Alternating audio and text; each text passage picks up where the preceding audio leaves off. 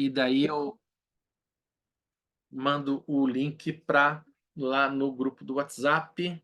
Sejam todas, todos muito bem-vindos a esse encontro, né, e que foi mobilizado no Fórum de Debates de Estudo do Seminário Lacaniano, né, e que começamos ali a falar de religião, religiosidade, psicanálise e tal. E daí eu cantei a lebre, falei, vamos conversar sobre isso, vamos estudar, né, esse tema. E daí chamei o truco, não tinha carta. Aí o Benjamin passou agora por debaixo da mesa, aí, né? E a ideia, eu propus a gente começar com Moisés Monoteísmo,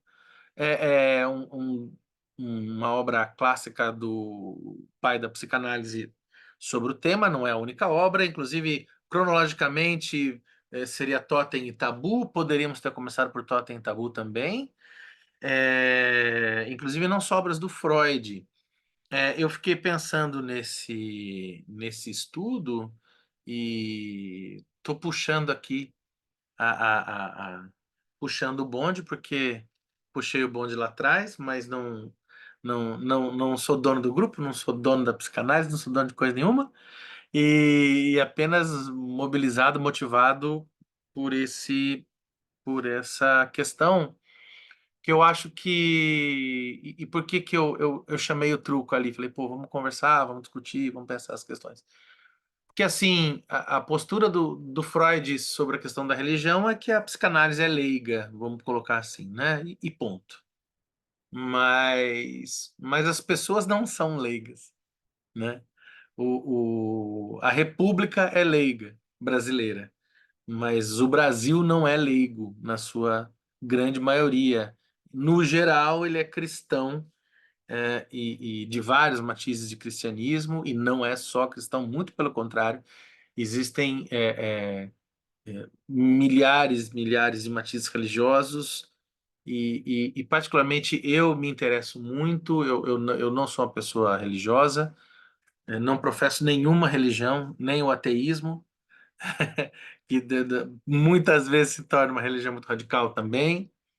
É, é, Como experiência de estudo em religiosidade, século passado, na minha formação no curso de História, eu pesquisava a história da igreja no Brasil e pesquisava o monastério beneditino na cidade de Vinhedo, e participei de alguns encontros de um grupo que se tornou bastante famoso, chamado CEILA, que é Centro de Estudos de História da Igreja de Latinoamérica. Mas de lá para cá, sempre, por causa do meu gosto por história das mentalidades, sempre gostei da ideia de estudar religiosidade e de pensar a questão da religião, das manifestações religiosas, mas sempre no sentido de, como sou apaixonado pela cultura humana, gosto de pensar a religião e as religiosidades como mais um lado da expressão cultural das pessoas, né? Isto posto, a psicanálise é leiga, mas as pessoas não são, os analistas muitas vezes não são, os pacientes muitas vezes não são, no geral não são, e acho que a gente estudar, não só os textos do Freud que passem pela questão da religiosidade, da formação da religiosidade cristã, e até pela ideia de sentimento religioso, não só isso é importante, como também é importante a gente pensar, bom, se é muito importante, óbvio, é inquestionável a importância do Freud. Por outro lado, ah, muita coisa aconteceu depois do Freud, né? É, é, Então, poxa, o que que hoje a gente pode dizer, como que a gente pode entender, como que a gente pode, e particularmente para mim, não que esse precise ser o interesse de todo mundo necessariamente, mas para mim é algo, acho que fundamental, justamente porque são questões que aparecem mesmo no consultório, né? E que é da demanda das pessoas. Eu acho que, óbvio que o analista na, não está abrindo espaço para ouvir, para dar palestrinha e para posicionar-se em relação à religião, religiosidade, mas quanto mais o analista tiver de conhecimento e quanto mais ele souber e puder ser atravessado por essas questões, com mais interessante. Eu penso que essa me parece é um posicionamento do Freud que a gente vai encontrar, né? O Freud era apaixonado por cultura, era apaixonado por arqueologia, apaixonado por história e por estudo das religiões também. Então, gosto de pensar, e daí, vindo para cá, eu me lembrei de um livrinho muito interessante de um rapaz que eu tenho certeza, não só eu, que influenciou o pai da psicanálise, que é o Friedrich Nietzsche, né? Inclusive também traduzido pelo Paulo César de Souza, que é quem traduz o Freud na Companhia das Letras, tem aqui a tradução do mesmo tradutor do Freud da Companhia das Letras, né? Que é O Crepúsculo dos Ídolos. E o Crepúsculo dos Ídolos é um livro do Nietzsche que é, é um livro que tem um título paródico, né? Ele responde a uma obra do Wagner, né?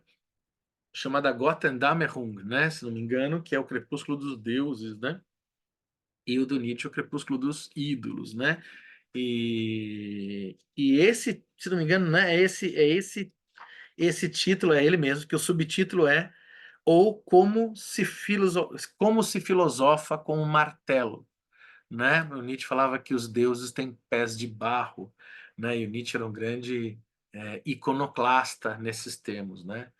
E é legal essa ideia da iconoclastia, porque a gente poderia pensar, né? Então, se a gente vai quebrar os pés dos deuses, os deuses vão cair, não haverá mais deuses, né? Mas, por exemplo, uma das expressões da iconoclastia religiosa na cristandade que ocorre marca o mundo moderno, que é a iconoclastia dos protestantes, né? Ou seja, a ideia de derrubar, de fazer a crítica a um olhar religioso, não extinguiu a religião, muito pelo contrário, abre a cristandade para o movimento luterano e para uma renovação de todo o cristianismo, né? Da mesma forma, a frase tão, por vezes, mal lida, mal tomada do Nietzsche, né? Alguns falam Nietzsche matou Deus, né? Não, Nietzsche não matou Deus, né? Nietzsche, o Zaratustra sai pela cidade dizendo, olha, Deus está morto, né? Ele não mata Deus, ele anuncia, olha, acho que vocês não perceberam, Deus está morto, né? E a pergunta que surge é o que fazer, né? Com esse Deus morto, né? Nos termos que o Nietzsche está questionando do pensamento moderno e tal. Então, acho um pouco isso, essa capacidade de criticar a sensibilidade religiosa, de desconstruir, de pegar o martelo e martelar a gente mesmo, obviamente, né? E daí tem aqui o Nietzsche, enfim, caso alguém nunca tenha esbarrado com a obra do Nietzsche, ele costuma, muitas das suas obras, ele escreve em aforismos, né? Que são pequenos textos, né, que inclusive o aproxima muito da literatura, né, como se fossem pequenas crônicas e tal, microcontos, né? São os aforismos, são textinhos. Às vezes são até longos de páginas, às vezes são uma linha. E quando a gente abre o Crepúsculo dos Ídolos, para além do prefácio, a primeira parte aqui, Máximas e Flechas, ele anuncia o seguinte: a ociosidade é a mãe de toda a psicologia? Como? A psicologia seria um vício, né? E eu acho já um importante é, é, estímulo para a gente pensar, né? Se nós, né, nossa sexta-feira ociosa, nós estamos aqui, né, buscando estudar a psicanálise, que, enfim, é um diálogo com a psicologia, né? E enfim, como que a gente Como que a gente lida com essa nossa adicção, né? E se não seria, por vezes, o próprio pensamento sobre Deus uma espécie de adicção, né? Se os pensamentos, se a adicção tem tanto de compulsivo, e é sabido, Freud já diz que a neurose obsessiva por excelência é uma espécie de religião particular, né? Se o que o que se estuda em grande parte não só neurótico, mas também, né? Se o que a gente está fazendo, por vezes, ainda que leigos, ainda que distantes de uma religiosidade, a gente não se aproxima de certas estruturas religiosas e ou neuróticas.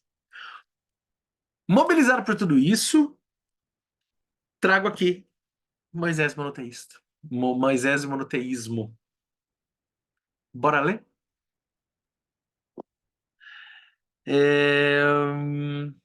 Como é que eu compartilho mesmo? Aqui.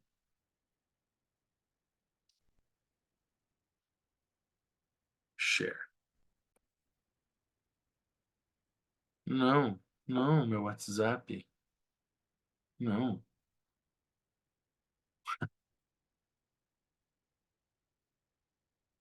não entendi o que eu fiz, mas tudo bem. Vamos lá? Melhor, né? Aqui. Moisés monoteísmo. Moisés monoteísmo está no volume número. Aqui não fala? Fala. Volume 19, né? Junto com um compêndio de psicanálise, que inclusive o Instituto Bergassi, capitaneado aí pela Thaís Carraro, né? Às segundas-feiras de manhã, está promovendo a leitura, né? Do compêndio, que é muito legal, muito importante, né? Aqui a gente já começa com. Esse é o Akhenaton, no menor fez quarto? Não sei. Pode ser, né? Então tá aqui. Sumário, esta edição, Moisés Monoteísmo, 3 ensaios, né? De 39, mais produzido primeiramente 34 e 38. Moisés, um egípcio. Se Moisés era um egípcio, Moisés, seu povo e o monoteísmo. Aí, primeira parte, segunda parte, e daí chegaremos ao fim. Ahn, Inclusive, como é que chama? A Autêntica não tem, né? Que que faz o trabalho paralelo à Companhia das Letras, publicando os textos do Freud. Não tem, infelizmente, ainda o Moisés Monoteísmo. É, Espero que tenha, logo, né? E quem sabe o volume, o recorte que a, que a Autêntica venha a fazer não seja justamente o recorte sobre, sei lá, textos sobre Deus e religiões, né? Do, do Freud. Poderia ser, né? Tem outros textos também, textos esparsos, bem interessantes. Vamos lá, então. Comecemos. Moisés Monoteísmo, 3 ensaios. Lembrando que este curso só foi possível pelo financiamento do PDF do Benjamin. Né? Vamos lá, né, Benjamin? Moisés, um egípcio. Eu vou lendo, comentando alguma coisa. Vocês, por favor, parem, levantem a mão, intervenham, comentemos. O curso é nosso. Vamos que vamos, vamos que bora. Moisés, um egípcio. Privar um povo do homem celebrado como o maior dos seus filhos não é algo que se faça com prazer ou de forma leviana, ainda mais quando quem o faz pertence a esse povo, né? Freud que pertence à cultura judaica, né? O povo judeu. Mas nenhuma consideração desse tipo nos levará a preterir a verdade em favor de supostos interesses nacionais, e é lícito esperar que o esclarecimento de um conjunto de fatos resulte num ganho para o nosso conhecimento. O homem Moisés, que para o povo judeu foi libertador, legislador e fundador da religião, pertence a uma época tão remota que não podemos evitar a questão preliminar de saber se ele foi uma personalidade histórica ou uma criatura lendária. Se realmente viveu, foi no século XIII, talvez no século XIV, antes da nossa era. Dele não temos outras informações exceto as contidas nos livros sagrados e nas tradições judaicas que nos chegaram em manuscritos. Não há certeza definitiva quanto a isso. Portanto, mas a grande maioria dos historiadores sustenta que Moisés viveu realmente e que o êxodo do Egito, a ele associado, ocorreu de fato. Daí o colega aqui, o Ronald, muito bem lembrado, falou do filme do Êxodo, né? Que vem o filme que vem do livro, que é uma das muito importante para a gente como mais uma obra que trata do Moisés e tal, né? O Êxodo é esse movimento, né? Que para os hebreus é a Páscoa, né? Que é a saída dos judeus, dos hebreus, né? Do Egito rumo à Terra Prometida, a Canaã, a Palestina, certo? Argumenta-se com razão que a história posterior do povo de Israel não seria compreensível se não aceitássemos esta premissa. A ciência de hoje tornou-se mais cautelosa e lida com as tradições de modo bem mais indulgente do que no período inicial da crítica histórica. A primeira coisa que nos chama a atenção na pessoa de Moisés é o nome Moshe, em hebraico. Cabe perguntar de onde ele vem e o que significa. Como sabemos, o relato que há no segundo capítulo do Êxodo já traz uma resposta. Ali se encontra que a princesa egípcia que salvou o bebê abandonado no rio Nilo deu-lhe esse nome com uma explicação etimológica, pois eu o retirei da água. Mas essa justificação é uma explicação, não, é claramente insatisfatória. A interpretação bíblica do nome, o retirado das águas, considera o autor do Yiddish Lexicon, enciclopédia judaica, é etimologia popular com a qual não se harmoniza a forma hebraica ativa. Moshe pode significar, quando muito, aquele que retira. Podemos lembrar dois outros motivos para concordar com essa rejeição. Primeiro, não faz sentido achar que uma princesa egípcia tirou o nome do hebraico. Segundo, a água de onde o menino foi retirado provavelmente não foi a do Nilo. Já nesse começo, o que a gente tem eu gosto muito do modo do. Bom, todos gostamos, né? Eu falo que gosto até, enfim, do modo do Freud pensar, porque o Freud ele tem algo que lembra o Foucault, algo que lembra o Nietzsche, né? Algo que lembra o Nietzsche, beleza. O Foucault é o Foucault que lembra do Freud, porque veio depois, enfim. Que é um pensamento genealogista, ou até, por que não dizer, arqueológico, né? O Freud, ele pega as palavras, ele faz uma arqueologia. O Foucault falava muito disso, né? Ele vai escavando, né? Então, ele fala, será que é isso? Vamos ver. Ele vai testando hipóteses, né? E ele vai limpando dúvidas, né? Para chegar onde ele quer chegar. E faz isso muito bem, né? É muito gostoso. O Freud, pensador da história e da cultura, né? Tem um livro do Mezan, inclusive, com esse nome que é muito legal, né? Freud, pensador da cultura. Sensacional. Ricardo Mezan é muito bom. Há muito tempo, diferentes autores vêm manifestando a suspeita de que o nome Moisés é do idioma egípcio. Em vez de elencar todos os que se pronunciaram nesse sentido, citarei, traduzindo-a, a passagem relevante de um livro mais recente de J. H. Bristed, autor cuja History of Egypt, 1906, é considerada fundamental. É digno de nota que seu nome, Moisés, era egípcio. É simplesmente a palavra egípcia Mose, que significa filho. Só um insight aqui, tem uma filósofa brasileira chamada Viviane Mosé, que é especialista em Nietzsche, né? Será? Fica, né? E eu não creio em bruxas, pero que elas ai. É simplesmente a palavra Mose, que significa filho, e constitui a abreviação de formas mais completas, como, por exemplo, Amon Mose, que significa filho de Amon. Pitá Mose, filho, Pitá filho, né? Do Ptahhotep, né? Nomes que, por sua vez, são abreviações das frases Amon presenteou um filho ou Ptah presenteou um filho. O nome filho, logos, se tornou um substituto prático para o extenso nome completo, e não é raro encontrar a forma Mose em monumentos egípcios. Certamente o pai de Moisés havia dado ao filho um nome que incluía o de um deus, como Ptah ou Amon. E esse nome divino gradualmente se perdeu no uso cotidiano, até que o menino foi chamado apenas Moisés.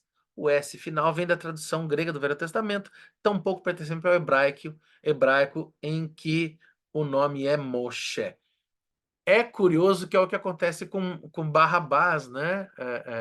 Barrabás é Bar-Abas, filho de Abas, né? Que no hebraico é Bar, né? E aqui é Moshe, Mose, né? No egípcio, né? Apenas reproduzir a passagem literalmente e de modo algum me disponho a partilhar todas as suas afirmações. Também me surpreende um pouco o fato de Bristed não haver mencionado justamente os nomes teóforos análogos que se acham na lista dos reis egípcios, como Amose, Tutmose e Ramose. Olha que interessante, né?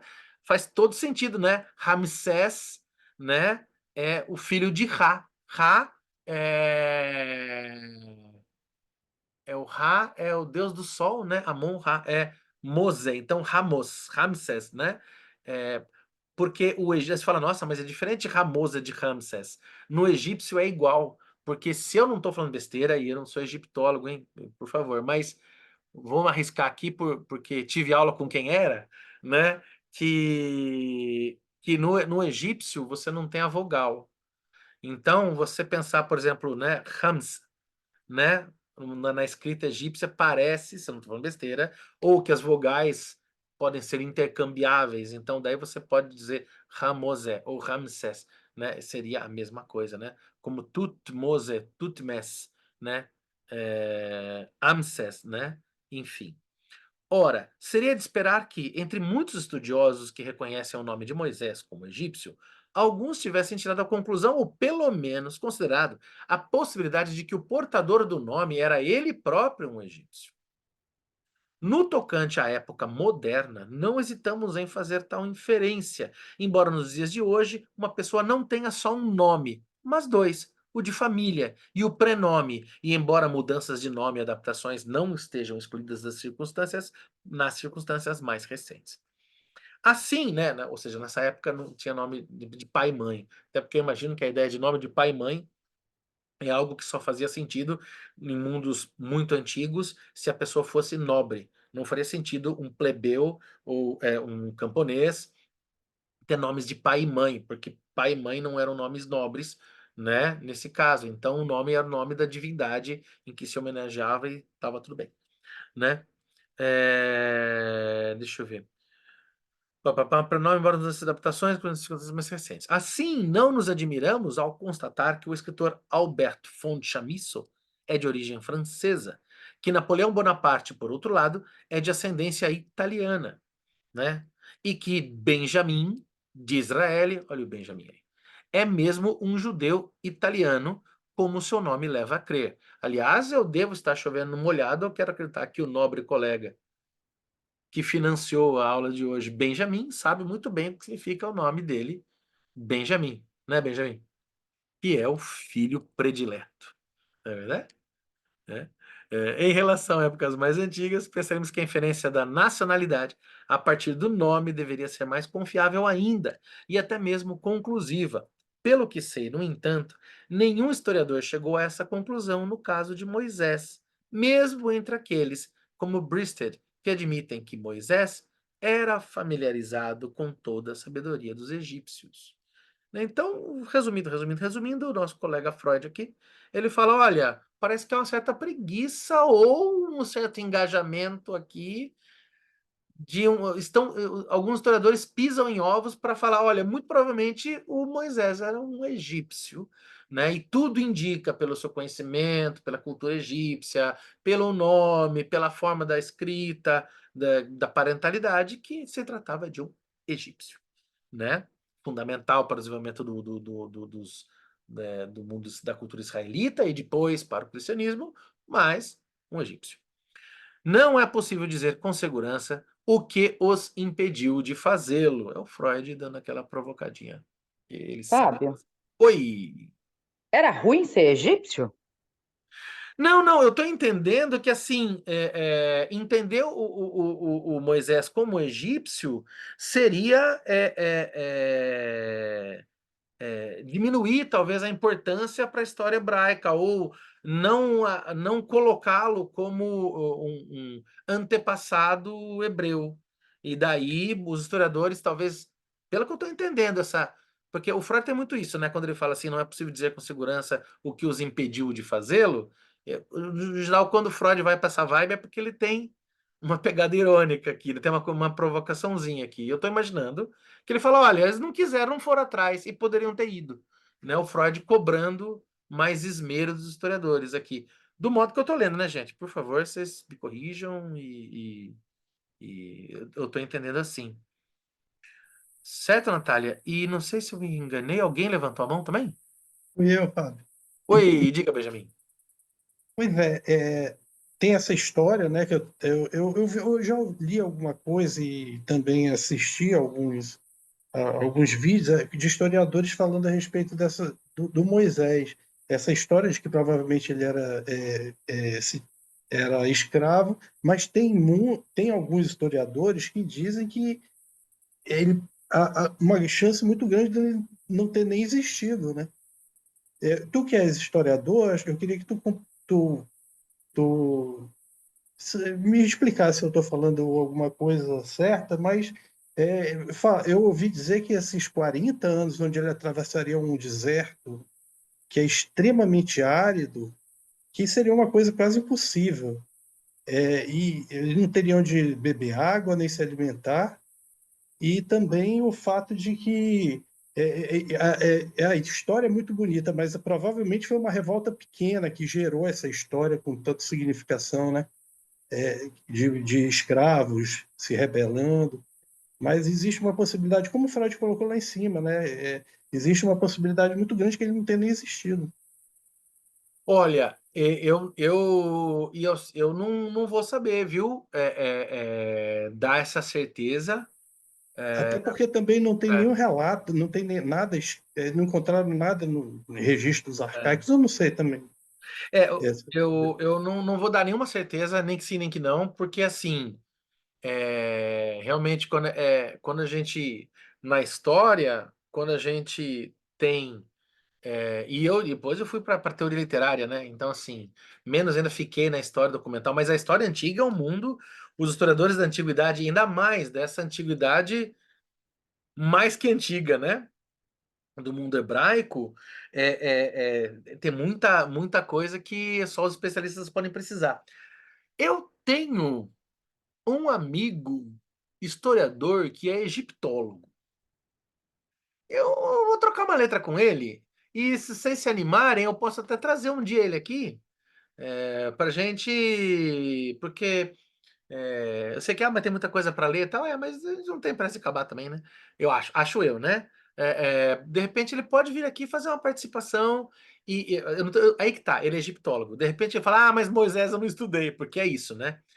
O mundo acadêmico é o especialista do especialista do especialista, mas caso mais que a gente, com certeza, bom, não sei, cada um aqui, mas mais que eu, com certeza ele sabe muito, né? E, inclusive, ele organiza excursões para o Egito e tal, ele é uma figura. Então, de repente, pode ser interessante para ele precipitar. Agora, tem um livro, eu estou procurando aqui, eu não lembro onde é em que lugar das estantes que eu coloquei. Mas, o próximo encontro eu lembro de trazer. Tem um livro sobre Jesus muito bom de um historiador. Eu acho que ele fala um pouco do Moisés. Como é que era o nome mesmo? É, depois eu trago ele. Foi um livro que eu ganhei de um amigo quando terminei minha tese de doutorado. Ele falou para você distrair. Ele me deu um historiador que faz história de Jesus Cristo, né? Do Jesus histórico, né? E, enfim, ali eu acho que ele fala um pouco do Moisés. Agora, a questão é que quando a gente está falando de religiões, e de religiões, boas, religiões no geral são muito antigas, né? Tirando, será, o Espiritismo, que não é exatamente uma religião né? Segundo os próprios espíritos, uma doutrina, né? E é bem contemporânea. Religiões antigas, elas sempre estão muito imbricadas em literatura e em mito, né? Não dá para falar em religião sem falar em literatura e mito. Então, essa coisa do 40 noites, né? É óbvio que dessa coisa do. Que é? Do 40 anos, não é? Como é que é? A, A história não é 40 anos 40 atravessando o anos, deserto? não. Óbvio que isso é. No mapa você vai falar, gente, dá para ir de bicicleta, como assim 40 anos, né? Vocês estão loucos, né? Então, assim, é óbvio que muitas vezes assim, é muito tempo, traduz-se poeticamente por 40 anos, né?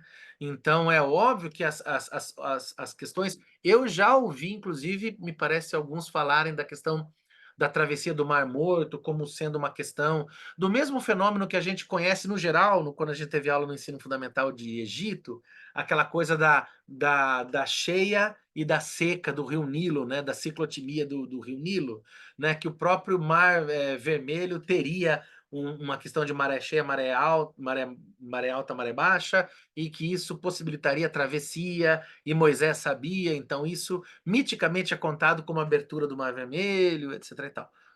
Várias coisas são possíveis, né? Quando a gente está trabalhando com relato religioso, muitas vezes coisas que grupos desempenham, às vezes são contadas como se fosse uma pessoa só.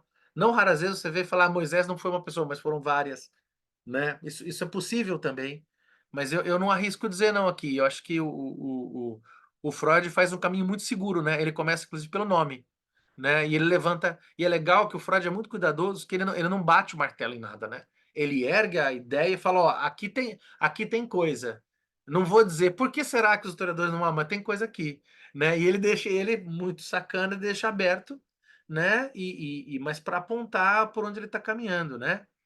E certamente o Freud, a questão do Freud não é nem só de onde vem Moisés, mas eu acho que a questão delicinha para a psicanálise, que é o que vão fazer com esse mito, né? O que a gente vai fazer com ele, né? Mas, Ô, mas vamos Flávio, ver. Oi, quem fala comigo? eu eu tô Ronald. é, eu, Oi. eu tô aqui escutando vocês, mas tem a gente fica pensando, né? Também ter o cuidado de hoje olhar para um passado, né? Uhum, E tentar olhar aquilo que é religião e na verdade não é.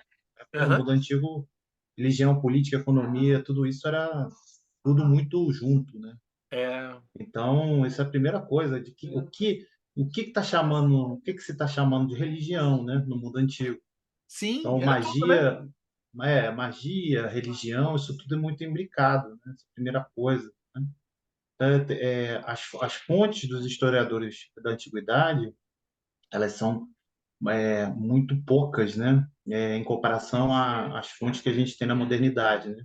Uhum, Em volume, né? Em acesso também, tem que se discutir isso, né? O acesso à fonte dos documentos que o historiador está acessando ali para escrever determinado tipo de história do mundo antigo, né? Lembrando que o relato do Êxodo, né? É uma fonte histórica, é uma fonte, é um relato, uma fonte primária do historiador, né? Ela não tem estatuto de sagrado, mas também não tem estatuto de descarte, né? Então, eu acho que também é bom pontuar isso, né? E à medida que essas palavras, esse texto vai sendo se debruçando ao longo da história, várias leituras e releituras vão sendo feitas dessas fontes, né? De é. acordo com o seu próprio presente também. Então, a gente está fazendo perguntas de agora, porque a gente está lendo Freud. Freud está fazendo uma pergunta do tempo dele. A gente está fazendo uma outra pergunta do nosso tempo, né? Que produz outras coisas, outras narrativas que não estão lá no Freud. Então, também isso é interessante a gente notar também. E um terceiro movimento, talvez, é localizar a obra do Moisés e o Monoteísmo em 1933. Eu acho que isso é importante também a gente localizar esse lugar de produção da obra do Moisés e o Monoteísmo. Ele foi impulsionado a escrever ju- por um, digamos assim, um ímpeto, né? vendo lá os livros sendo queimados em Berlim, né? Quer dizer, então isso consternou muito ele. Então ele está escrevendo Moisés e monoteísmo, motivado talvez por uma, se eu posso dizer assim, um trauma talvez, ou Sem um dúvida. ímpeto muito forte, né? Sobre o que é isso que está se dando, que eu não estou vendo e que tem a ver com a religião, né? Ou por aquilo que eu entendo que seja religião, É né? porque as fogueiras nazistas, o nazismo não foi um movimento menos religioso, né? Muito pelo contrário, né? Muito pelo Teve contrário. uma O participação, na Eric verdade, Voegelin chega a dizer que é uma religião civil, né? é, O é, fenômeno do nazifascismo. Então, quer dizer, isso é muito significativo quando você localiza a obra Moisés, né? Nesses termos, né? Em de que a religião, ela, ela de alguma maneira está ali atuando mas peraí, Deus está morto? Não está morto? Como é que é isso então? é. Como é que é isso? Não, peraí, deixa eu ver que tem algo muito estranho acontecendo aqui, né? É legal isso que você está trazendo, viu, Ronald? Porque essa historicidade do Freud escrevendo isso, e essa questão da história mesmo, né? Esses dias eu falava para uma colega aqui do Instituto, né? Que é uma das coisas que eu gosto da história, eu acho ela parecida com a psicanálise, que ela toca a psicanálise em vários pontos, né? Porque, assim, eu tive um professor de Idade Média muito bom, professor Francisco Miranda, Luiz Francisco Miranda. E ele falava assim: olha que engraçado, né? Por que será que a gente estuda Idade Média até hoje? E até hoje se faz pesquisa sobre Idade Média, não, sobre feudalismo francês, né? O feudalismo francês é um fenômeno da Baixa Idade Média e que tudo que poderia ter sido escavado sobre o feudalismo já foi descoberto. Não tem mais um pedacinho de vaso, ponta de flecha que não acharam do feudalismo francês. Mas continua se produzindo história. Por quê? Porque ainda que os documentos sejam os mesmos, as perguntas sobre o passado são cada vez outras, porque nós somos outros. E a história é a pergunta do hoje que se faz para o ontem, né? E é isso que você está falando, né? Assim, a gente está chamando de religião uma coisa, olhando para trás para o Freud, que está chamando de religião e está pensando Moisés de um lugar, e que está olhando para documentos que estão pensando religião e Moisés em outras chaves. Então, toda vez que a gente fala desse passado, a gente está falando da gente. No final das contas, tem algo de muito psicanalítico aí, né? Todo mundo indo para o próprio passado para encontrar o seu agora, né? A sua imediatez, né? E acho que é essa a questão mesmo. Acho que a gente tem que entrar nesses bosques aqui, inclusive, isso que você traz, eu acho que é legal porque nos enche eu vejo como uma humildade gostosa, né? Tipo assim, não, a gente não vai dar conta. Né? A gente não vai dar conta disso daqui. A gente não vai dar conta do Moisés monoteísmo, e depois a gente for para Totem Tabu, a gente não vai dar conta, e a gente não vai dar conta do que é essa questão religiosa, do que é o que foi Moisés. A gente vai falhar terrivelmente. Né? Então que a gente fale bem, né? Que a gente seja muito bem sucedido na nossa falha, né? No final das contas, é sobre isso, porque as fontes históricas já são falhas, né? E quanto mais antiga essa história, mais aberto tudo fica, né? E isso é.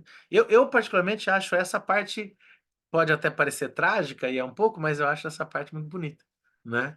E acho que é isso mesmo, legal, legal mesmo. Continuando aqui. Não é possível dizer com segurança o que os impediu de fazer, né?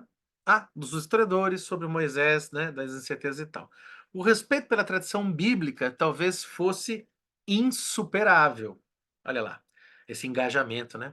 A ideia de que Moisés podia não ser hebreu talvez lhe parecesse uma enormidade. É isso mesmo que eu estava imaginando. E ele já estava respondendo aqui. A Natália até perguntou isso. É bem isso mesmo. A questão do Freud é essa, né? Ele está olhando e falando: olha. Acho que os historiadores não conseguiram falar, olha, talvez não seja hebreu, e isso era um problema para muitos historiadores, né? De toda forma, verifica-se que a admissão do nome egípcio não é considerada decisiva para o julgamento sobre a origem de Moisés e que não leva a outras conclusões mais. Se a questão da nacionalidade desse grande homem for vista como algo significativo, será desejável trazer material novo que contribua para uma resposta. Nessas horas é que precisava de alguém fazer um romance histórico, tipo Humberto Eco, pegar documento antigo e falar: descobrimos um novo papiro que mostra que Moisés era uma mulher, né? Seria meio Diadorim ou Geni do Zeppelin, né? Não é? Aí que caberia, Então, Fábio, né? eu te interrompendo de novo. Claro, Então, é aí que tá, né, cara? Assim, as fontes estão lá. O problema são as perguntas que a gente faz para elas. exatamente, Então, exatamente. assim, é, é, então, assim, por que eu estou falando isso? Porque a gente tem todo um passado aí de, por exemplo, os 300, né? O filme 300, né? Quer dizer, Uhum. tem todo um imaginário operando, né?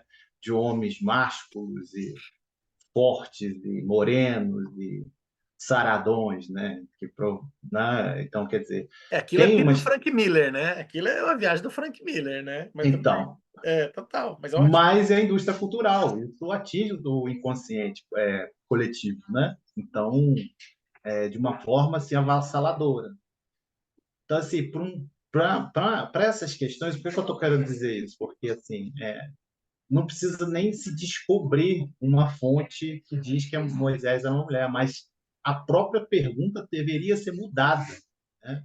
Ou seja, esse personagem, já que a gente está hoje, atravessamentos de gênero, né, de classe, né, de raça, né, esses problemas identitários que a gente enfrenta na contemporaneidade, né? Quer dizer, seria bem atualíssimo se a gente fizesse uma pergunta dessa magnitude para a fonte que a gente está selecionando, que é o Qual era o Êxodo e gênero o de relato de Moisés? Moisés. Qual era o Exatamente. gênero? E mais ainda, né? O que é gênero para essa época, para esse povo, para essa cultura? O que é gênero para essa cultura, né? É. Não é verdade? Por que eu É, estou falando isso sem também? Eu dúvida, não sei sem se dúvida. tem o Estão em Cambiar, eu acho que você conhece. Então, Estão em Cambiar, Hum. ele, ele vai dizer que ele vai dizer que não é que os hebreus não reconheciam os outros deuses, mas esses outros deuses eram colocados num patamar abaixo do Deus Yahvé.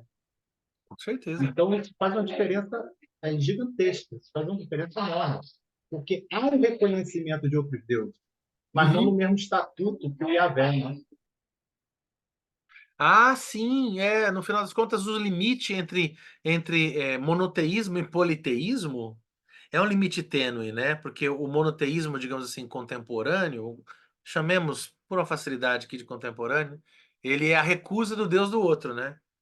O meu Deus existe, né? Esse é o monoteísmo, né? O meu Deus existe, o seu Deus não existe. Se o seu Deus existe, na verdade é o meu Deus que você está usando o nome errado, não é? Esse é, digamos, o pressuposto do monoteísmo, né?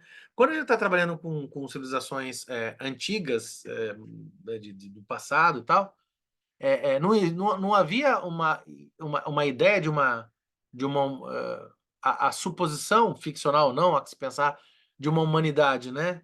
De uma certa homogeneidade humana. Então, aquele outro povo fala uma outra língua e tem um outro Deus, e o Deus dele e aquilo. E a luta entre os povos é a luta entre deuses mesmo, né? O meu Deus vai lutar com o seu Deus, né? Os romanos tinham isso, né?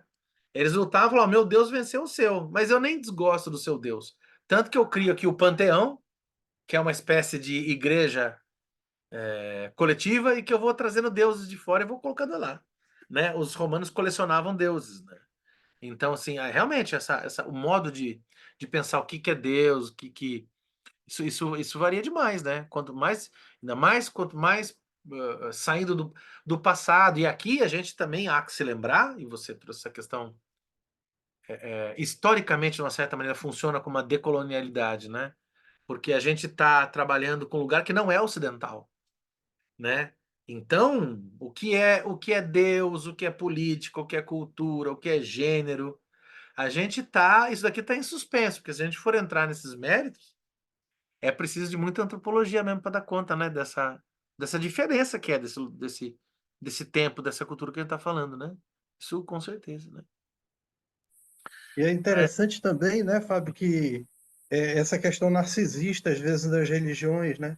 Onde uma religião acha que o seu Deus é melhor que o outro, ao ponto de provocar guerras entre religiões, guerras santas e xenofobia, toda essa questão que não leva aquele Deus uno, né? Que deveria ser, que constituiria todos os seres é. e tudo, né? Por Tem muito exemplo, isso. o Ronald trouxe a ideia do 300, né?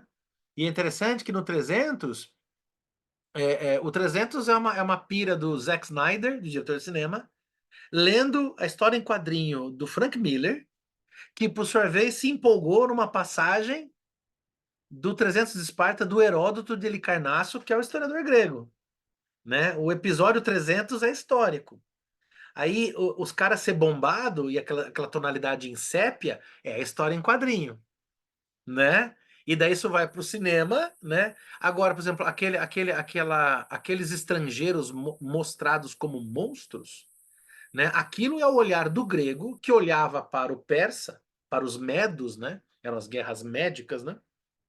Que a gente chama de persas, mas eram os medos, né? Olhando para os medos de Xerxes, né? E encarando eles como monstros. E daí que a descrição do Heródoto é toda monstrualizando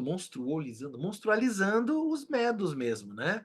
Daí, por exemplo, chamar eles de bárbaros, né? Porque afinal fala, olha, isso que eles falam não é falar. Ele nem reconhece a língua do outro. Eles não falam, eles balbuciam. Por isso eles falam bar, bar, bar, bar, bar. Eles são os balbuciantes, eles são os bárbaros, né? Não reconhece a Uhum. humanidade do outro. O Deus, então, putz, né? Às vezes assim, é aquilo, não reconhece, no sentido assim de falar é inferior ao meu, mas é um Deus estranho, mas é um outro. Mas reconhece como outro, né? Ainda que estrangeiro, inferior e tal, né? É, é um outro modo de ver, né? É um outro modo de ver o mundo, outros modos que a gente não está acostumado, né? Que não é o nosso senso comum dominante, né? Ocidental. Enfim, vamos lá um pouquinho. É o que pretende esse meu breve ensaio. Se ele tem direito a um espaço na revista Imago, é porque o seu teor constitui uma aplicação da psicanálise. Sem dúvida. O argumento a que chegaremos só causará impressão naquela minoria de leitores familiarizada com o pensamento analítico e capaz de apreciar os seus resultados. Mas a esses leitores ele aparecerá significativo. Espero. Em 1909, Otto Rank, ainda sob minha influência então, publicou, estimulado por mim, um trabalho com o título O Mito do Nascimento do Herói. Aborda o fato de que quase todos os povos civilizados relevantes glorificam bem cedo, em poemas e sagas, os seus heróis, seus lendários reis e príncipes, criadores de religiões, fundadores de dinastias, reinos e cidades, em suma, os seus heróis nacionais. Dotaram de características fantásticas, em especial a história do nascimento e da infância desses indivíduos e a espantosa semelhança, até mesmo coincidência literal, dessas características em povos diversos, às vezes muitos distantes e independentes um do outro, há muito é conhecida e chamou a atenção de não poucos pesquisadores. Se, seguindo Rank e utilizando a técnica de Galton, construirmos uma lenda média que destaque os traços essenciais de todas essas histórias, obteremos o seguinte quadro. Isso é muito legal que ele faz aqui. O herói é filho de pais bastante nobres, geralmente o filho de um rei. Sua concepção é precedida de dificuldades como abstinência, longa infertilidade ou relacionamento secreto dos pais, devido a proibições ou empecilhos externos. Durante a gravidez, ou já antes dela, ocorre um anúncio em forma de sonho ou oráculo, prevenindo contra o seu nascimento, que quase sempre assinala um perigo para o pai. Por causa disso, o recém-nascido é destinado ao abandono ou à morte, geralmente por ordem do pai ou de quem o substitui. Normalmente o deixam na água dentro de uma caixa. Então ele é salvo por animais ou por gente humilde, como pastores. Putz, isso tá até em Guimarães Rosa, A Hora e a Vez de Augusto Matraga. Vale a ver. Né? E amamentado pela fêmea de um animal ou por uma mulher humilde. Tendo crescido, depois de muitas peripécias, ele reencontra os pais nobres, vinga-se do pai e é reconhecido e conquista fama e grandeza. A mais antiga personalidade histórica associada a esse mito é Sargão de Agade, fundador do reino da Babilônia por volta de 2800 a.C. Para nós, tem interesse particular a citação do relato atribuído a ele mesmo. Ele vai falar aqui, Rômulo e Remo, né? E sim, o Édipo, né? E sim vai, né? É atribuído a ele mesmo. Sou Sargão, o rei poderoso, o rei de Agade. Minha mãe era uma Vestal, né? Que é uma sacerdotisa, né? Vestal é uma sacerdotisa, no geral, mantida em virgindade, em homenagem aos deuses, né? Se não me engano, Vestal, é isso, né? Meu pai não conheci e o irmão de meu pai habitava as montanhas. Na minha cidade de Azupirani, à beira do Eufrates, minha mãe, a Vestal, engravidou de mim. Às escondidas, ela me deu à luz. Ela me pôs numa canastra de juncos, tapou com piche as entradas e me deixou na corrente que não me afogou. A corrente me levou até Aqui, o aguadeiro. Aqui, o aguadeiro, na bondade do seu coração me recolheu. Aqui, o aguadeiro, criou-me como seu próprio filho. Aqui, o aguadeiro, fez de mim seu jardineiro. Em meu trabalho de jardineiro, está a deusa, tomou afeição por mim. Eu me tornei rei e por 45 anos exerci o poder real. Os nomes que mais conhecemos da série que tem início com Sargão de Agades são Moisés, Ciro e Rômulo. Além deles, porém, Rank juntou grande número de figuras heróicas da literatura ou da lenda, das quais se conta a mesma história do nascimento e juventude, inteiramente ou em textos reconhecíveis. Édipo, Carna, Paris, Téléfo, Perseu, Hércules, Gilgamesh, Anfião, Zeto e outros. Gilgamesh, recentemente, há uns 10 anos já, foi traduzido em português direto do Sumério, se não me engano, por um pesquisador brasileiro, né? A Epopeia de Gilgamesh, vale. Hashtag fica a dica, muito bom. Hein? As pesquisas de Henke nos fizeram conhecer a fonte e o propósito desse mito.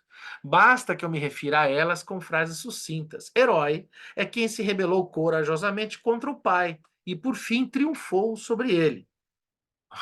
Olha lá a psicanálise bombando aqui, né? Não precisa nem dar o spoiler, né? Nosso mito faz remontar essa luta até os primórdios do indivíduo, pois o bebê nasce contra a vontade do pai e é salvo à revelia dele de sua má intenção. O abandono na caixa é uma inequívoca representação simbólica do nascimento, a caixa sendo o ventre da mãe e a água o líquido amniótico. Ele não vai dar esse significante aqui, né? Vale lembrar, por exemplo, e quero pedir licença, isso não é um palavrão, mas muito pelo contrário, é uma sinonímia, né? Um dos sinônimos para a palavra caixa ou cesta é a palavra boceta, né? Que é uma pequena bolsa, uma pequena caixa. Então, o Freud não está exagerando em nada essa ideia, né, da caixa, do líquido amniótico, representando o útero. Estamos em casa aqui, né? Em inúmeros sonhos, a relação pais-filho é representada pela ação de tirar ou salvar da água. Quando a imaginação popular vincula uma personalidade extraordinária esse mito do nascimento, quer reconhecê-la como herói, anunciar que correspondeu ao padrão de vida de herói. Mas a fonte dessa criação poética é o assim chamado romance familiar da criança, em que o filho reage à mudança de seu relacionamento afetivo com os pais, em especial com o pai. De alguma forma, isso ecoa lá o Lacan falando, né? A majestade e o bebê. Né? A primeira infância é dominada por uma enorme superestimação do pai. Em conformidade com isso, o rei e a rainha, nos sonhos e nas fábulas, sempre significam os pais. Depois, sob a influência da rivalidade e da desilusão real, tem início o desprendimento em relação aos pais e atitude crítica perante o pai. Assim, as duas famílias do mito, a nobre e a humilde, são reflexos da própria família da criança, tal como lhe aparecem em épocas sucessivas da vida. Pode-se afirmar que com esses esclarecimentos se tornam compreensíveis tanto a difusão como a uniformidade do mito do nascimento do herói. Por isso, é ainda mais merecedor de nosso interesse o fato de a lenda do nascimento e abandono de Moisés ocupar uma posição especial e, inclusive, contradizer as demais num aspecto essencial. Tomemos as duas famílias entre as quais, segundo a lenda, se passa o destino do garoto. Sabemos que elas são uma só na interpretação psicanalítica, que se diferenciam apenas ao longo do tempo. Na forma típica da lenda, a primeira família em que nasce o menino é nobre, geralmente real. A segunda que nasce, em que o menino cresce, é humilde ou rebaixada, o que condiz com as circunstâncias, o romance familiar a que a interpretação remete. Apenas o mito de Édipo não há essa diferença. O garoto abandonado por uma família real é acolhido por outro casal real. Algo nos diz que não pode ser um acaso que, justamente nesse exemplo, a identidade original das duas famílias transpareça na lenda. O contraste social entre as duas famílias fornece ao mito que, como sabemos, deve enfatizar a natureza heróica do grande homem. Uma segunda função que vem a ser importante, sobretudo, para personalidades históricas. O mito pode ser usado também para dar ao herói uma carta de nobreza, para elevá-lo socialmente. Desse modo, Ciro, que para os medos, né? Medos é o que se chamava hoje, nós podemos chamar de persas, né? Que eu até falei lá do 300 de Esparta, que o Ronald trouxe lá. Os medos, né? Chamava-se Medo. Né? Desse modo, Ciro, que para os Medos era um conquistador estrangeiro, torna-se um neto do rei Medo através do mito do abandono.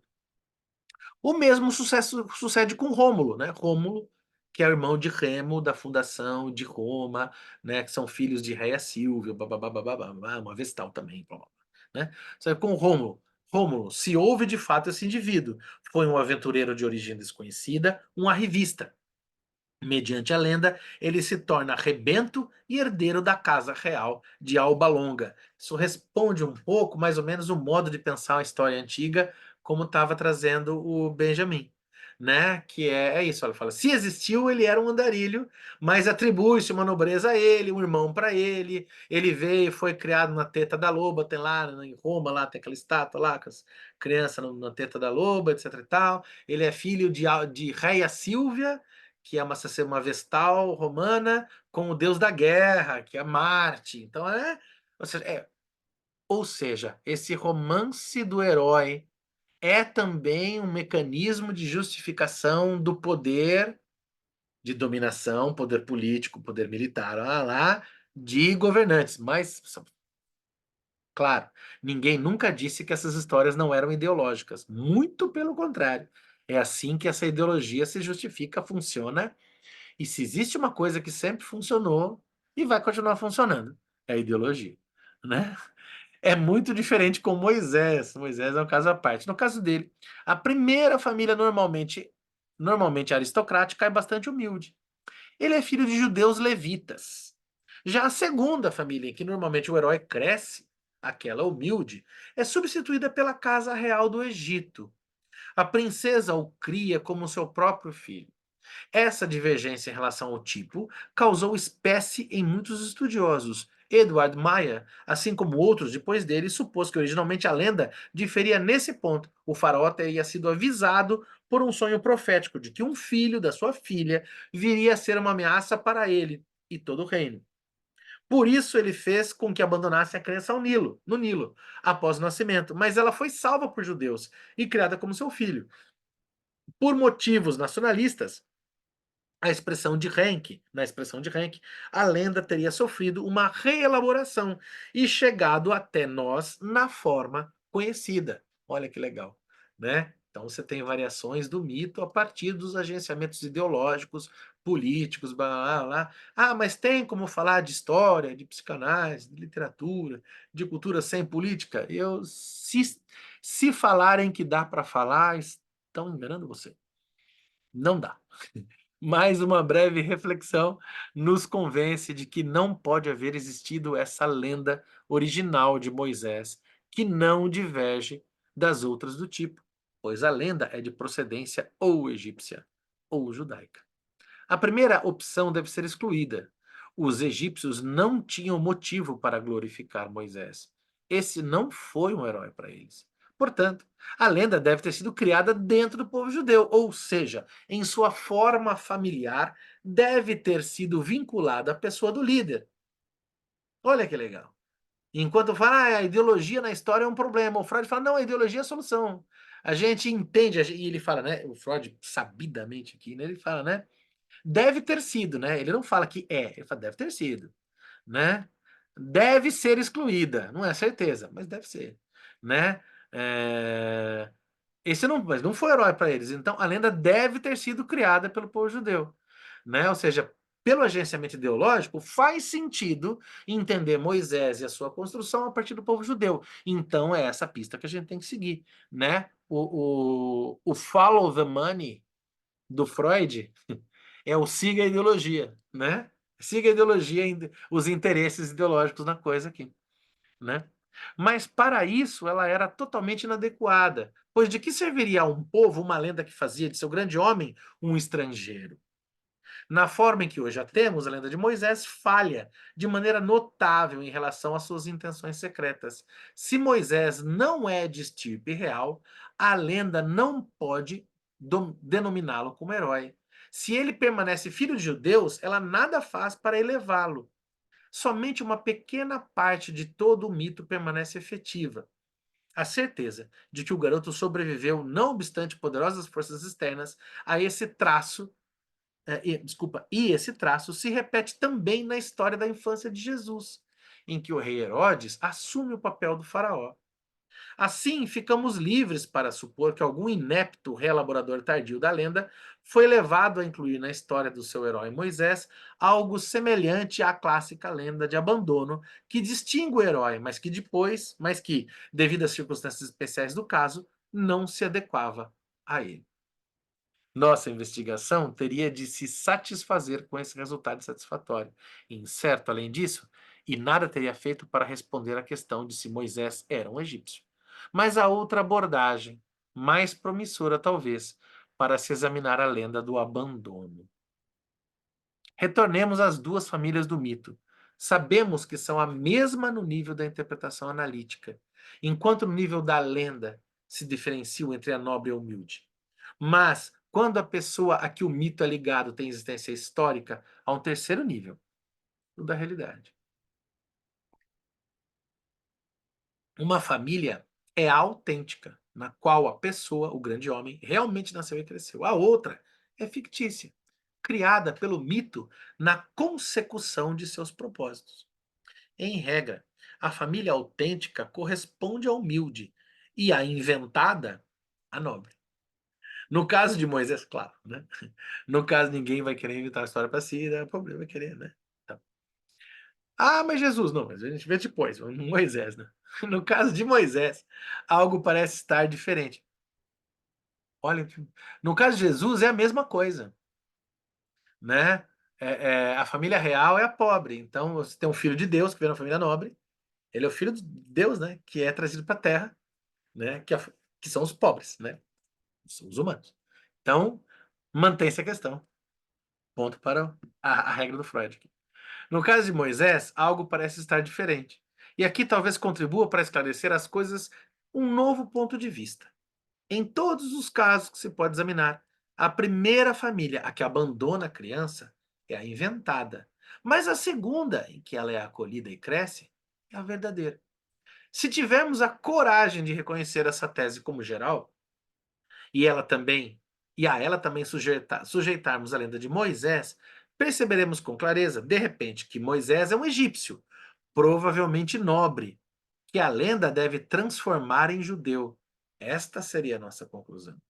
O abandono na água estava no lugar certo, mas, para se adequar à nova tendência, seu propósito teve de ser torcido, não sem alguma violência, deixou de ser abandono e se tornou salvação. A divergência da lenda de Moisés em relação a todas as outras de sua espécie, pode ser ligado a uma particularidade da história de Moisés. Enquanto normalmente um herói se ergue ao longo da vida, acima do seu começo humilde, a vida de herói do homem Moisés teve início quando ele desceu de sua posição elevada e rebaixou-se até os filhos de Israel. Caríssimas, caríssimos, eu vou parar por aqui. Vamos conversar um pouquinho, né? Dúvidas, questões. E vou deixar. Bom, show. Qualquer coisa a gente volta a compartilhamento aqui. A gente parou. Esse aqui tem a página. Deixa eu ver. Ele dá o número de página aqui para mim? Não dá, né? Eu preciso achar no texto aqui. A divergência além de Moisés, filho de Israel. Vamos ver aqui. Alguém já acompanhou até os filhos, a divergência até os filhos de Israel? Estamos na página 25, né? Aqui no livro físico 25, para não perder. E, enfim,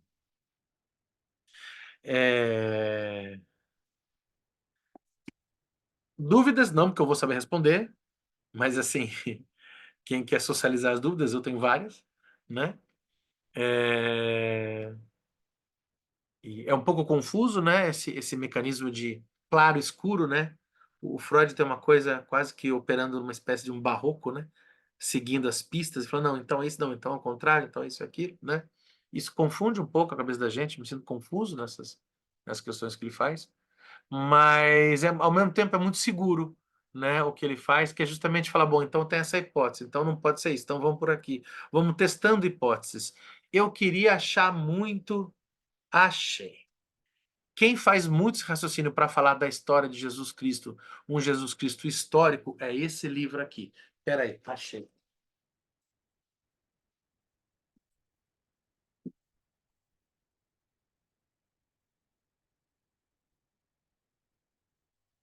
Para quem quiser recomendação de leitura histórica cabeçuda, né?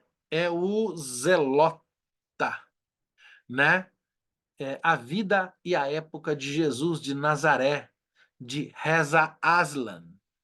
O Aslan, ele tem uma história, eu não lembro se ele nasce muçulmano e depois se converte ao cristianismo, ou se ele nasce cristão e se converte ao islamismo, sabe? Eu não me lembro qual que é. E é muito legal que quem faz isso muito bem é o Aslan, que é um historiador muito competente, e ele não está preocupado com o Jesus mítico, nem da fé. Jesus, fez milagre ou não, multiplicou o passar, que não é essa a questão dele. Ele está preocupado com, olha, o Jesus Cristo e os especialistas dizem, eu não sei sobre Moisés como é que é, mas dos amigos que eu tenho lá da Unicamp lá, que são especialistas em história antiga e mundo hebraico e tal, de Jesus Cristo eu lembro de ter perguntado, eu nunca perguntei de Moisés, mas de Jesus Cristo, esses especialistas me disseram, não, Jesus Cristo existiu, não o Jesus histórico é real, é um fato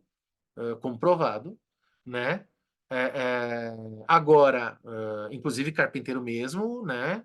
E tem toda uma questão dele vinculado ao movimento hebraico chamado movimento zelota, né? Tem muito pensamento teológico, corrente teológica que discorda abissalmente disso que eu estou dizendo, mas em minha defesa eu vou dizer que não é sobre mim, é o estudo do Aslan sobre Jesus Cristo. Então ele que estuda diz que Jesus Cristo era um zelota, que eram os defensores do zelo, que era uma abordagem, digamos assim, radical dos textos sagrados. Jesus Cristo era uma espécie de sujeito que falava: vocês estão lendo errado isso daqui. Ele era um leitor contumaz e cobrava, e daí, por exemplo, episódios como do tal. Mas eu trouxe ele aqui justamente para falar que é esse. O que o Freud faz no Moisés monoteísmo é muito parecido com isso que faz o Reza Aslan, que é muito parecido com o raciocínio de historiador mesmo, né? Por exemplo, tem um grande historiador que eu gosto demais, chamado Carlo Ginzburg, né? Que o maior livro é o livro mais famoso é chamado O Queijo e os Vermes. É esse raciocínio que é o paradigma indiciário. Ele vai pegando pistas, né? E vai seguindo. Olha, então é isso. Então, se não é isso, é aquilo outro. Ele vai levantando hipóteses. Você vê que ele caminha por incertezas. Pode ser que seja isso, pode ser que seja aquilo outro, mas ele vai muito seguro caminhando, né? É, é, então ele nota que, olha, segundo o Rank, né, outro psicanalista lá, né, que faz um estudo sobre a estrutura dos mitos heróicos, né, que sempre vem de, como é que é, de famílias, como é que é, de famílias nobres, mas é criado por famílias simples, que são abandonadas na água, tal, tal, tal, tal, e que o Moisés, ao contrário, né, que é de família simples, é criado por família nobre, mas isso tem uma função dentro da mítica hebraica, né, para pensar o processo de libertação do povo. Ele vai mostrar que é justamente pela função política e ideológica do mito de Moisés que isso funciona. Que eu acho muito legal isso, né, que é um raciocínio interessante, que é se aproveitar enquanto muitos vão falar, mas a questão ideológica atrapalha a leitura. Para o Freud, não. Ele fala, não, a questão ideológica é justamente o agenciamento ideológico no mito de Moisés que me permite investigar e ir atrás do seu funcionamento, de como ele se organiza, né? E é legal sendo a certeza. O Freud não conclui Moisés existiu. É meio assim, em tendo existido, parece que é por aqui. Em se valendo da mítica, a gente pode concluir isso, né? E falei muito, fique à vontade para colocar suas questões. Eu só queria dar um recado antes. Hoje é sexta-feira, dia 7, e eu foi um dos que. O Ronald também, né? A gente começou a questão do movimento lá de discutir religião lá no grupo lá do Lacan, né? E eu, quando nas últimas sextas-feiras dos meses, agora em junho, vai ser. Deixa eu pegar o óculos de longe, tá aqui. Agora, em junho, vai ser dia 28 e 29 de junho, 28 sexta-feira. Em julho não tem, em agosto volta. As últimas sextas-feiras dos meses, eu não terei as sextas disponíveis. Eu tenho 3 sextas dos meses, porque eu faço um curso de clínica unicotiana lá no Instituto Unicote lá. E então, aí vocês podem continuar a leitura sem mim, obviamente, né? Ou, se quiserem, podem também ficar uma sexta-feira de folga, porque olha só, dá a César o que é de César e dá a Deus o que é de Deus, por que não? Né? Ora bolas, né? Aí no grupo a gente decide, combina como ficam essas sextas-feiras, né? E caso alguém decida fazer, se puder depois compartilha as gravações, porque a gente manda e grava, pega as gravações e solta no canal para quem quiser ter acesso e tal. Acho que é legal a ideia de gravar. Caso alguém se oponha à ideia de divulgar, a gravação está sendo feita agora. Vocês concordaram? Se alguém se opuser à divulgação, por favor, diga agora. Vamos lá. O que vocês acham de tudo isso?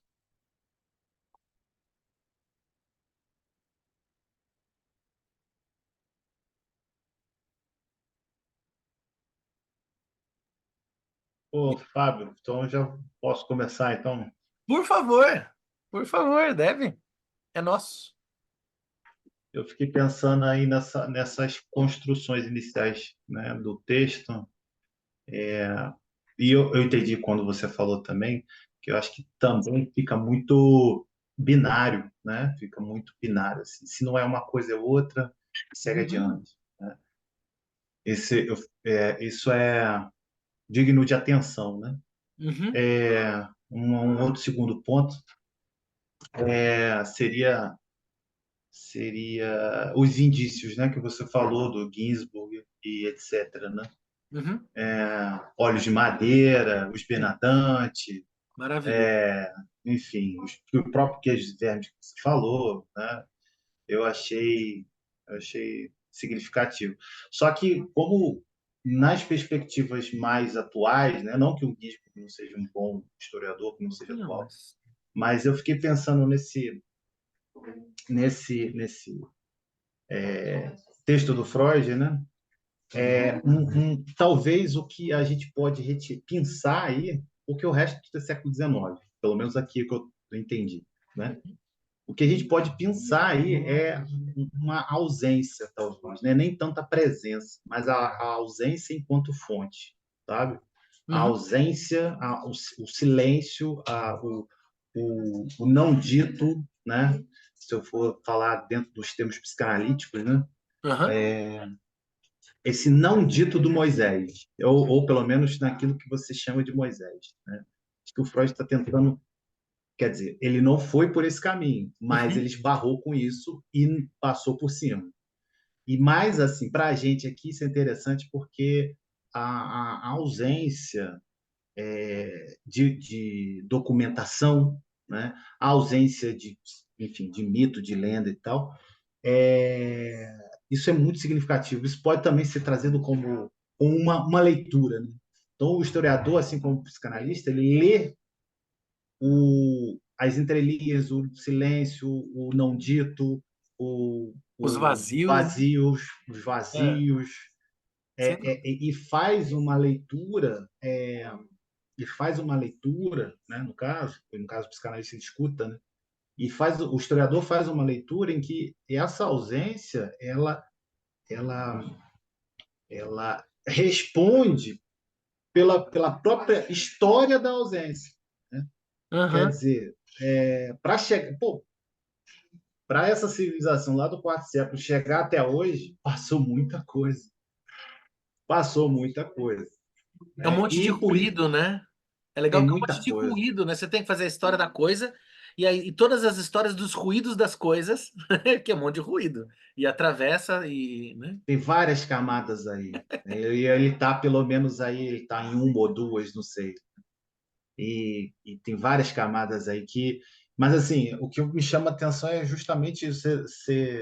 E aqui eu deixo os textos de historiadores que, enfim, a Louise White, a Laura Stoll, que vai falar justamente isso, a dificuldade de acesso, a partir de que você está falando isso, né? De qual documentação você está dizendo.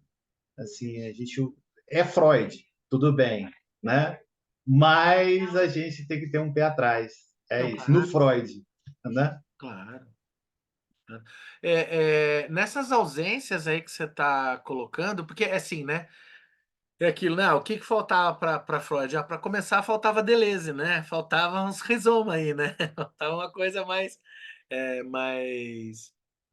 mais reticular, né? E não tão como você mesmo coloca, binária, né? Porque é uma coisa ou outra, é um ou zero. Eita, mas entre o um e o zero tem uma infinidade de coisas aí, né? Mas desses historiadores que você está falando, inclusive, poxa, deixa lá, coloca lá pra gente no, se possível, ou em forma de lista, ou as obras mesmo, melhor, no Você WhatsApp. falou do Reza, mas tem o Bart Ehrman, né? Tem o pessoal lá da UFRJ, que trabalha com Jesus histórico, né? Tem uma disciplina na UFRJ só de Jesus histórico, né? Aham, Então, que inclusive tem um livro de metodologias, né? Chama, são métodos e pesquisa dos cristianismos. Isso também é muito interessante, né? certo. Eu esqueci, tem um historiador lá, eu esqueci agora o nome dele. Eu sempre lembrava, mas enfim, esse seria também interessante. O André Chevitarese, não é? Isso, obrigado, Márcio, exatamente. Chivitarese. André É o Chivitarelli. Chivitarese é da Unicamp também.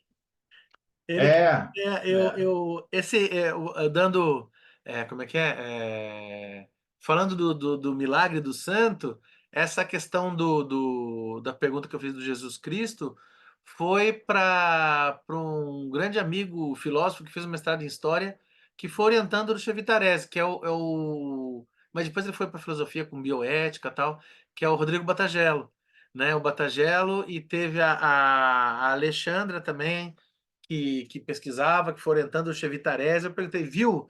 E Jesus, que é aquela coisa, eu estava no começo do mestrado, tava falando, mas e aí, Jesus existiu, né? Falou, não, olha, a galera aqui que está estudando, fala, não, Jesus é um personagem histórico. Agora é óbvio, como todo personagem antigo, ainda mais sendo Jesus, com toda a questão, tanto atravessamento, tanto mito, tanto ruído, tanto texto, que, bom, onde é que está o quê? Aí são outros 500, mas sim, existiu uma pessoa chamada Jesus e sob a qual se assentam inúmeros atravessamentos míticos, religiosos, teológicos, enfim. É real. Mas do Moisés eu não sei. Se chegar alguns historiadores e falar, não existiu. Legal. E daí essa não existência, eu me lembro uma vez, eu não tinha essa resposta, e quando eu dava aula de história, século passado, literalmente, eu lembro de um aluno que falou assim, professor, mas e se Jesus não existiu? Eu falei, não muda absolutamente nada. Porque, a rigor, essa inexistência do homem histórico, né, se ele não tivesse existido, mas se foi possível criar um mito tão poderoso que muda a história e que inventa o Ocidente, se a gente pode falar de Ocidente, é porque existiu uma coisa, uma outra invenção histórica anterior chamada cristianismo. Bom, então a inexistência do personagem histórico tanto faz, né? Essa que é a questão, que é o terror, né, da história, né? E que no final das contas, ponto para Lacan, né? Que real é esse, né? Onde está o real, né? A história se constrói em cima, né, de narrativas, de fontes, mas enfim, mesmo as fontes são, no geral, as fontes antigas são textos, né, marcados de sua própria historicidade, de suas próprias visões, sua própria visão de mundo, né? A gente, a gente não pode pegar o ponto de vista do Heródoto e falar Heródoto tem razão. Aí não pode pegar, como você mesmo está propondo, o Ronald trouxe, aí não pode, mas é o Freud, assim, mas ninguém está dizendo o Freud tem razão e acabou o assunto. Não, muito pelo contrário. A gente vai partir do Freud, né? Não é verdade? É um desafio, né? Até porque esses textos também, eles foram escritos e reescritos, né?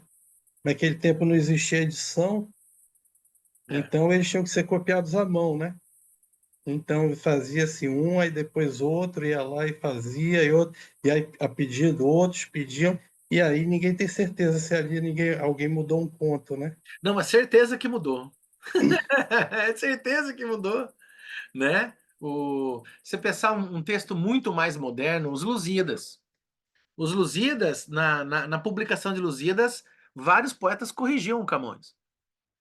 Falaram, nossa palavra não ficou boa. Coloca essa que a métrica melhora. Isso daí acontece na publicação dos Lusíadas.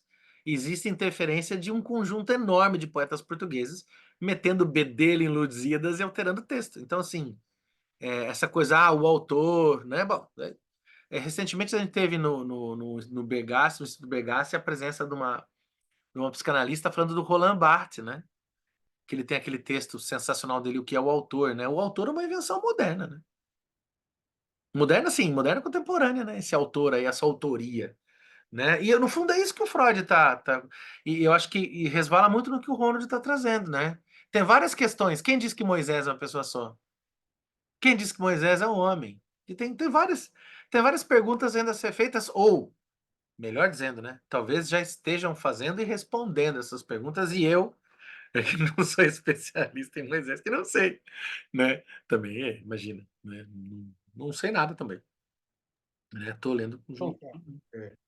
Você falando sobre isso aí, do século, ali no século V a.C., né, que tem toda uma construção aí dessa autoria de Moisés por uma tradição, né, que vai apresentar ele como o autor, por exemplo, dos 5 primeiros livros da Bíblia, o Pentateuco. Contudo, quando hoje, né, principalmente na área da arqueologia, essa história, a gente está falando dos textos, o mesmo que, né, o Ron falou do Freud, o texto, né, colocado no seu contexto, os textos também, né, da Bíblia. Então, ali tem camadas. Você tem esse Moisés, digamos, quase uma espécie de um líder tribal, vou colocar assim, que tem narrativa de um período, traz esse, tipo assim, o grito lá de por libertação que aparece na Bíblia, traz textos ali de uma época bem antiga e uma mais recente.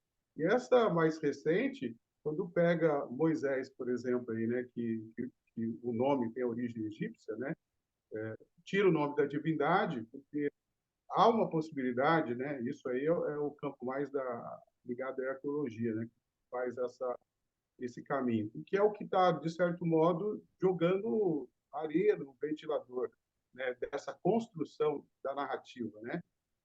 Lógico que não altera, concordo, até psicanaliticamente falando, né? Porque aquilo que vale é o que eu tenho como se fosse, né? Que é a construção da memória. Agora, nessa busca de colocar camadas, né, no seu devido lugar e contexto, um exemplo, hoje a arqueologia mostra que no século 8 a.C., a gente está falando ali do Reino do Norte, que tem uma diferença, que na narrativa bíblica construída, né, lógico, aí tem a parte ideológica, essa história ela foi contada como muito antiga, para lá, digamos, 1.200 para trás, né? Uhum. Só que ela começa no século 8 e a narrativa vem do norte. E que essa narrativa do Egito ela é construída e que o personagem, possivelmente, em vez de Moisés, ela é construída para falar de Jeroboão II. Então, tem toda uma pesquisa nessa linha, lógico, tem divergência, né, nesse campo, tem também uma pegada mais cultural, que vai trabalhar de outro modo, mas essa linha, o Israel Finkelstein, aí, o Mário Liverani, se eu não me engano, também trabalha um pouco isso, ajuda a compreender, e aquilo que o Robert falou, que é interessante, é que se Freud está antes de tudo isso, 30 anos, pelo menos, de descobertas arqueológicas, que o Freud está longe, eu diria que o Estado de Israel hoje também faz questão de estar muito longe, porque senão você vai lidar com isso. Por exemplo, o monoteísmo, que se for uma herança do Egito, você tira o deus Ra, por exemplo, o Atom, né, dependendo da época, né, e você substitui, você deixa lá, você usa Moisés, não se fala dessa divindade, porque o tempo que Moisés vai se tornar o autor do Pentateuco, que vai ser o líder máximo, essa construção já está se dando na construção do monoteísmo, que até 622 a.C., era politeísta. Inclusive, no Templo de Jerusalém, eram cultuadas outras divindades. Até ser rebaixado algumas divindades no primeiro momento, havia até um casal, que era o Javé antigo, que tinha a esposa Xerá. Isso dentro do templo. Então, essa construção dessa religião, vou colocar assim, monoteísta, ou dos monoteísmos, é o que, de fato, pega legal. Porque quando o Freud, quando a gente está pegando um texto do Freud, se a gente pega essa construção do pai, que ele vai trabalhar, aí a necessidade de totem e tabu, e pegar essa... Porque ele vai resgatando, ele pega a figura de um Deus também monoteísta. Por mais que ele faça esse movimento aí no final do texto, né, que está uma descida, que é um Moisés diferente, a descida, essa descida é desses recortes mais antigos, tribal, antes da monarquia. O Moisés que ele está tratando, essa construção literária, ele já é produzido para essa narrativa que sobressai em todo o Antigo Testamento. A narrativa, se a gente pegar os textos, né, do hebraico e for perceber as mudanças que ali acontecem, por exemplo, você citou um texto aí, aliás, um texto, não um livro, né, Epopeia de Gilgamesh. Se a gente pegar e quiser entender Êxodo, capítulo 1, versículo 1 até o 2, 4a, a gente precisa conhecer essa epopeia, porque é ali que eles estão tratando. A Babilônia é a época do domínio da Babilônia. Só que a gente está tratando de texto, quando fala de Moisés, o Moisés que faz de pega, que ele é de tradição, ele é judeu, é um judeu, eu diria assim, não ortodoxo, né? Ainda bem, que isso ajudou muito o caminho que o Freud fez, em particular, mas ele pega, voltando lá, né? Ele pega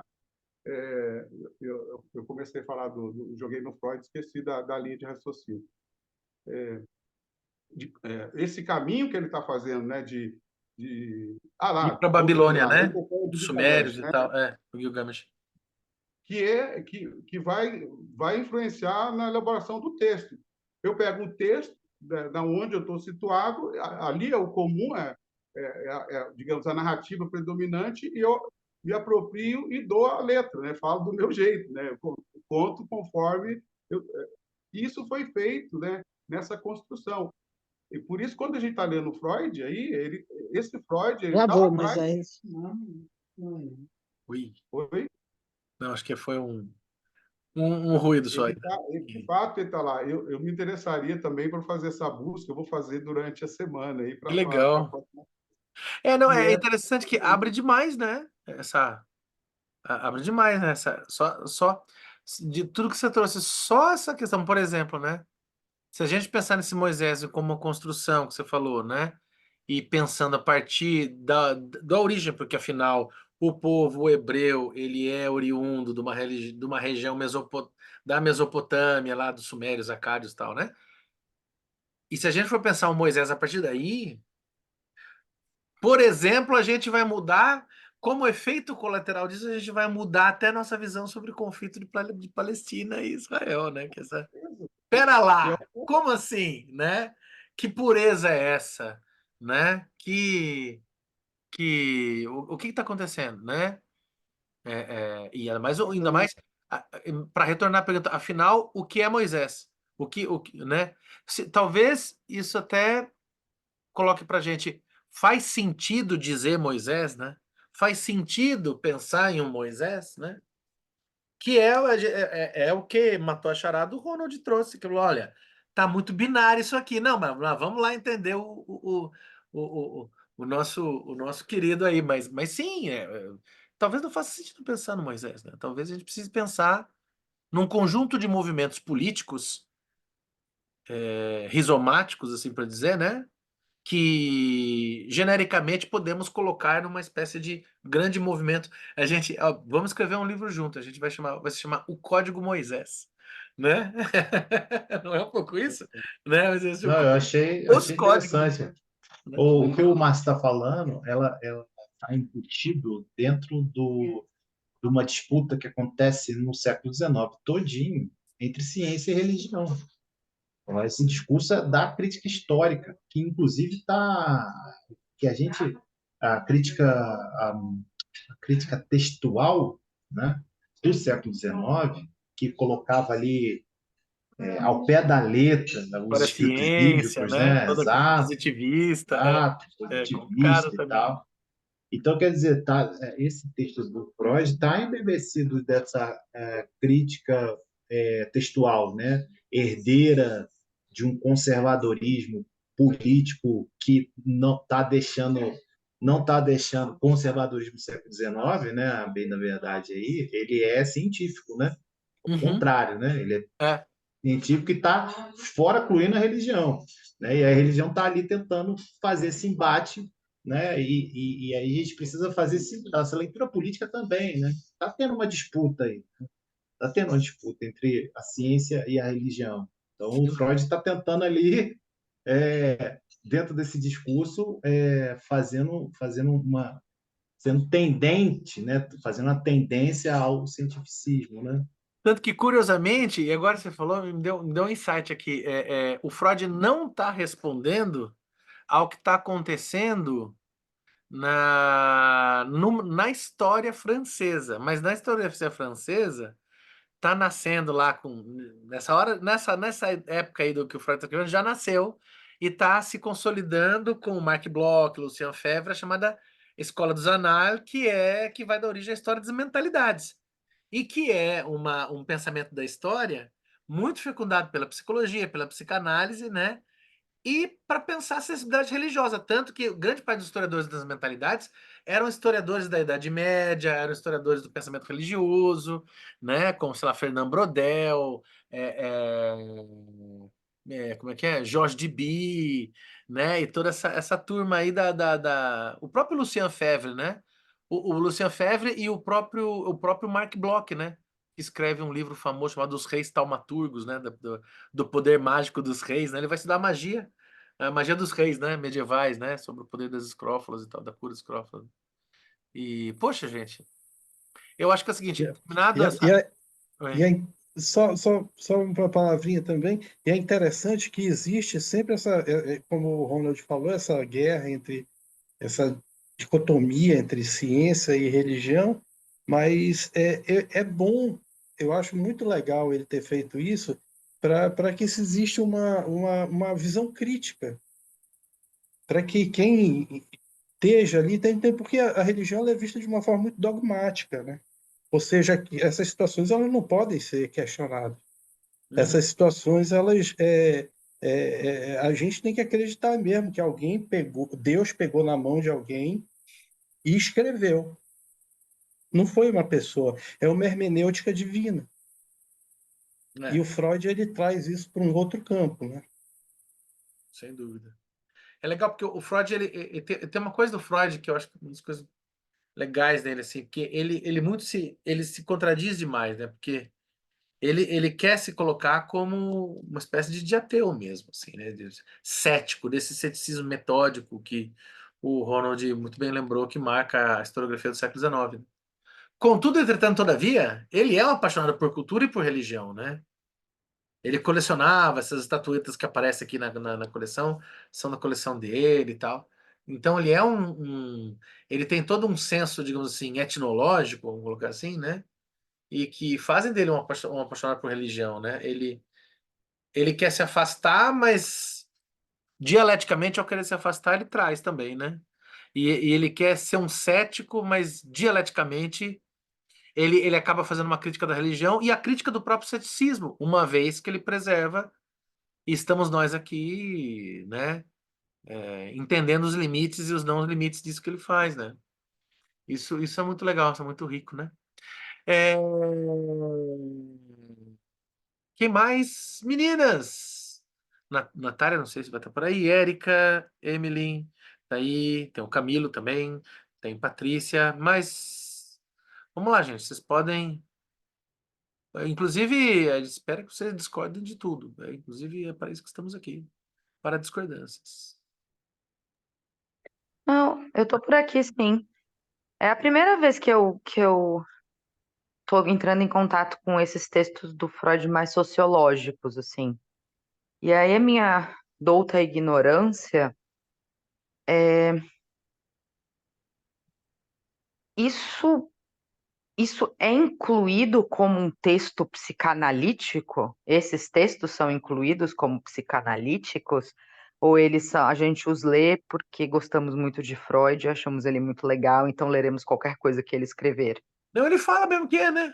Você vê no comecinho lá que ele fala, isso daqui importa para psicanálise. Ele Não fala é que isso. metapsicanálise, né? Assim, não é um texto, não é da metapsicanálise, né? Não é, sei lá, não é inibição, sintoma e angústia, né? Então, a Beleza. ideia é que ele dá um olhar psicanalítico para isso. Teve até um momento da leitura que você falou, ó, não vou nem fazer spoiler, mas olha o Édipo aqui, né? Boa, né?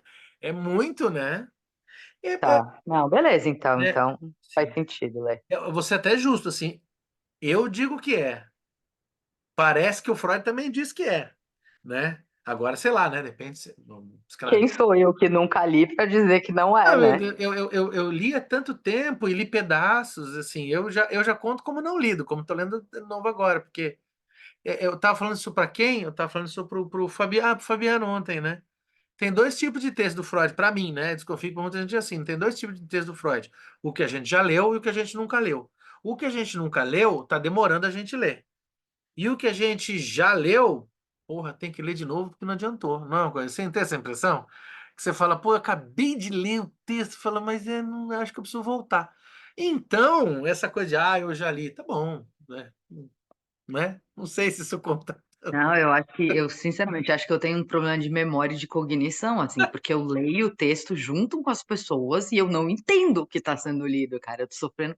Freud eu ainda vai bem, agora Lacan, Mas... eu não sei para que eu leio, sabe? Só para fazer número no grupo, porque eu leio e falo. Se o Eduardo não explicasse, aí assim não explicar.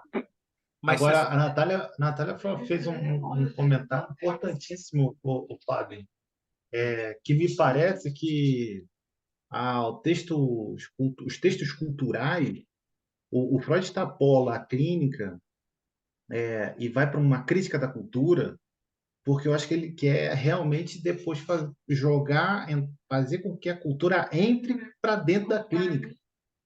Eu acho que é isso, sabe? Então quando você tem esses textos culturais, sociológicos, como a Natália falou, eu acho que ele quer, a impressão que me dá é fazer esse movimento de olha, gente, não fiquem no olhar clínico, porque isso não é psicanálise, sabe? Acho que é isso. Poxa, acho que, pô, legal, hein? Parece mesmo, né?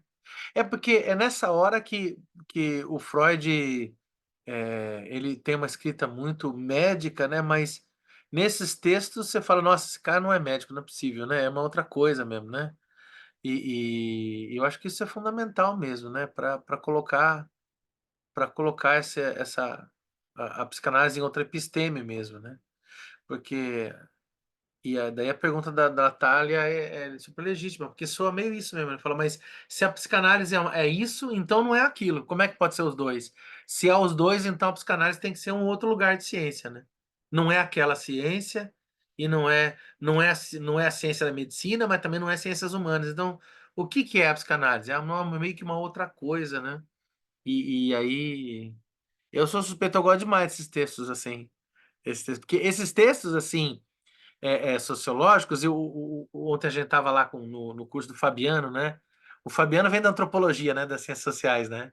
E esses textos a gente que vem da história e tal, assim, aí assim, a gente lê isso de braçada, assim, lê sempre, assim, mesmo quem nunca foi para psicanálise, precisou ver das sociais, se teve juízo, esbarrou em Totem e Tabu, esbarrou em Moisés Monoteísmo, no Michelangelo, não teve muito, porque o rapazinho era bom como pensador da cultura, né?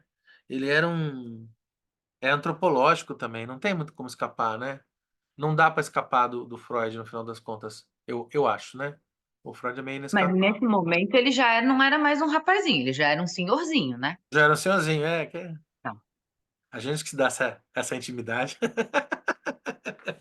Eu vou pegar carona aí na Natália falando do senhorzinho, né? Porque o Robert falou, né, quando começou a falar do texto, fazendo hoje, né, no começo da leitura, de estar no contexto, situar, o Freud, o cientista, digamos, né, aquele que está ali trabalhando para, de certo modo, colocar como ciência, atuando como cientista, ele depara mesmo, né? Porque ele vê a realidade, o que está acontecendo aí, Natália, e aí eu pego carona no que o Robert colocou lá no começo, é É que tem Ronald. a guerra, né?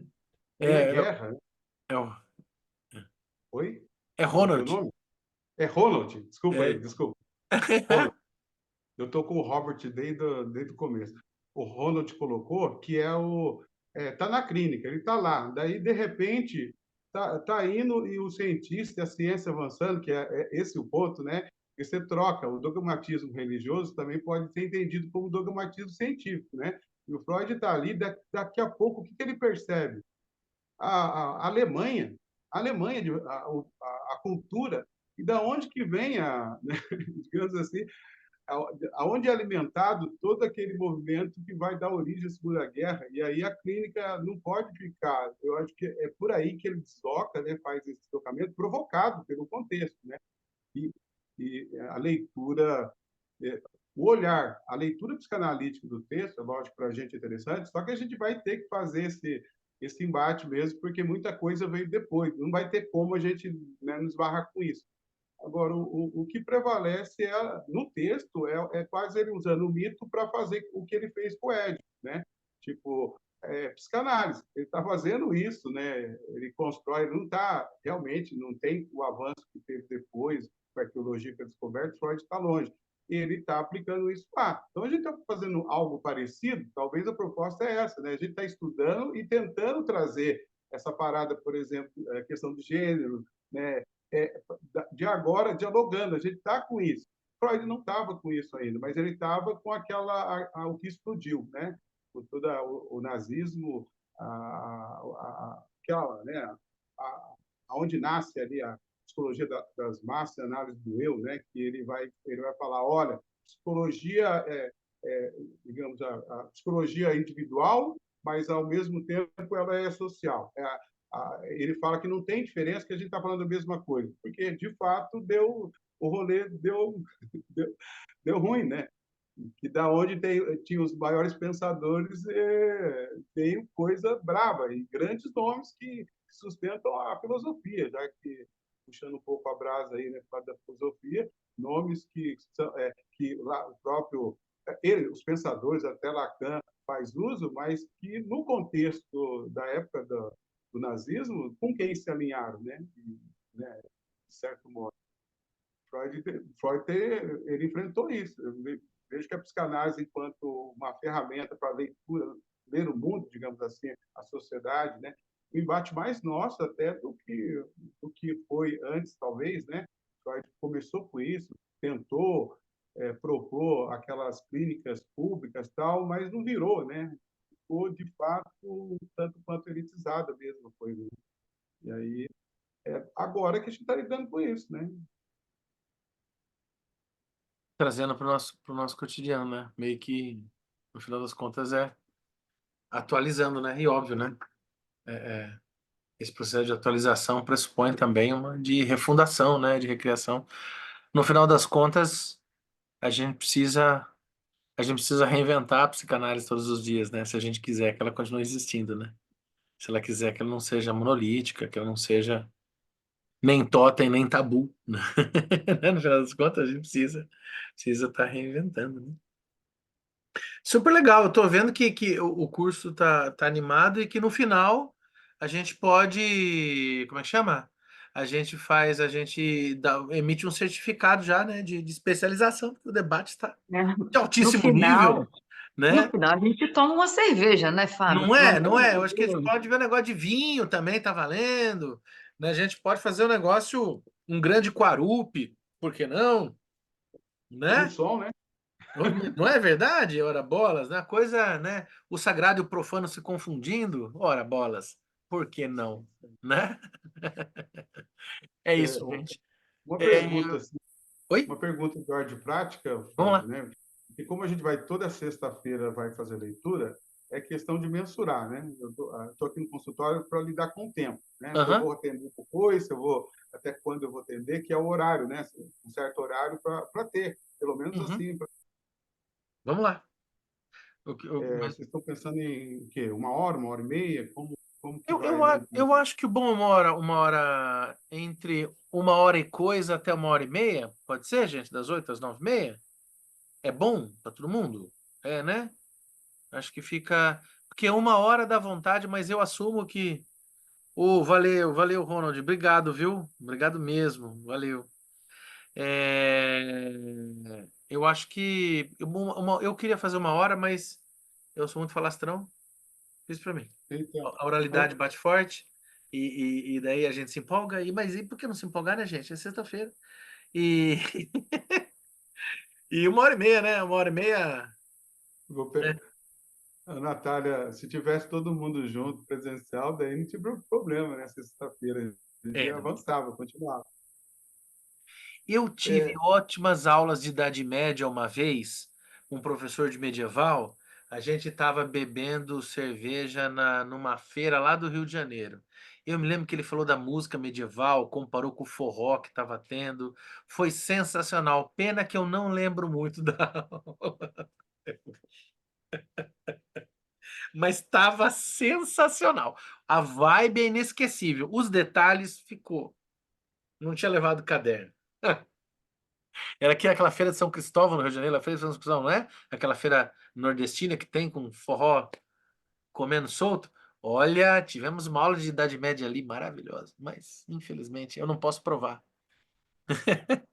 Vou interromper a gravação aqui. Deixa eu ver. Tchau para quem estiver vendo a gravação.